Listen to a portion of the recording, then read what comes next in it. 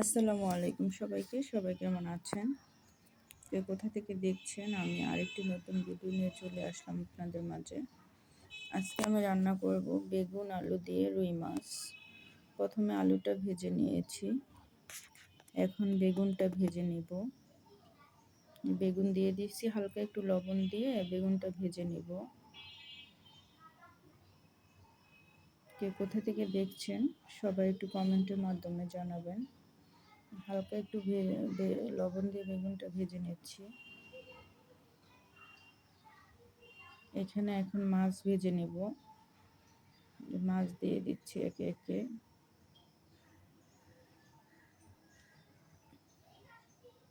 সবগুলি মাছ দিয়ে দিয়েছি।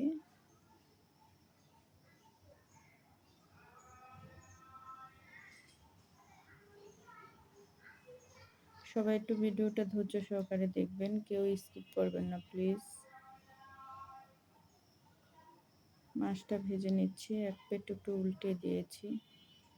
আসলে আজকে শরীরটা তেমন ভালো না, তারপরও কালকে বড় ভিডিও যেহেতু দেইনি, এই জন্য আজকে আমি চিন্তা করলাম একটা লং ভিডিও দেই।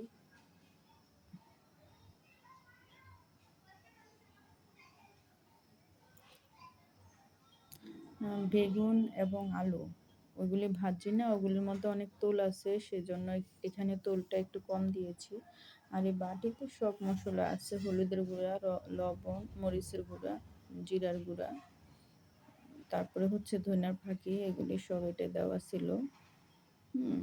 একবারে দিয়ে দিচ্ছি। যে এখন ভেজে রাখা আলু আর বেগুন দিয়ে দিচ্ছি, ভালো করে একটু কষিয়ে নেব।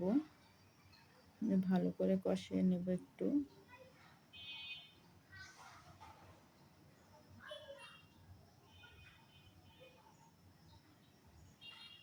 আসলে আমি সব সময় বলি, বা যারা সব সময় আমার ভিডিও দেখেন তারা বুঝতে পারবেন, আমি হলুদ মশলা তোলমোল একটু কমই দিই, কারণ আমার এগুলো একটু কম দিতে হয়, নয়তো বাচ্চারাও খেতে পারে না, বাবুর বাবুও খেতে পারে না। ঝাল টাল একটু কম দিতে হয়। তো এখন ওই যে ভেজে রাখা বেগুন আর আলু, তো এই জন্য আসলে ঝোল একটু কম দিব, এই জন্য উপর দিয়ে মাছটা দিয়ে দিয়েছি। মাছটা দিয়ে হালকা করে একটু ঝোল দিব, যেহেতু এগুলি ভেজে রাখা, বেশি সময় লাগবে না হইতে। যে হালকা করে একটু ঝোল দিয়ে দিচ্ছি।